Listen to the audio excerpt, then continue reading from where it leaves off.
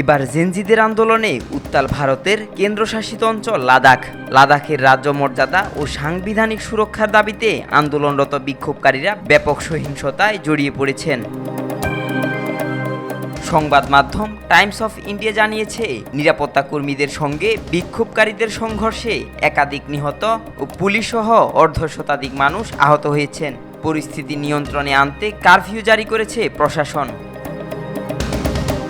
বুধবার শত শত বিক্ষোভকারী লেহ শহরের রাস্তায় নেমে রাজ্য মর্যাদা ও সাংবিধানিক সুরক্ষার দাবিতে বিক্ষোভ শুরু করেন।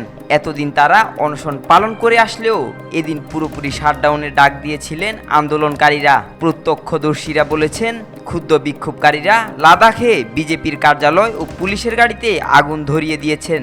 এ সময় তারা পুলিশকে লক্ষ্য করে পাথর নিক্ষেপ করেন। পরে বিক্ষোভকারীদের ছত্রভঙ্গ করতে টিয়ার গ্যাস নিক্ষেপ ও লাঠিচার্জ করে পুলিশ। লাদাখকে রাজ্যের মর্যাদা দেওয়ার দাবিতে গত কয়েক বছর ধরেই আন্দোলন চলছে।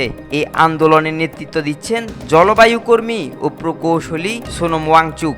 বলিউডের জনপ্রিয় চলচ্চিত্র 3 ইডিয়টসের ফুংসুক ওয়াংডু চরিত্রটি তার জীবন থেকে অনুপ্রাণিত।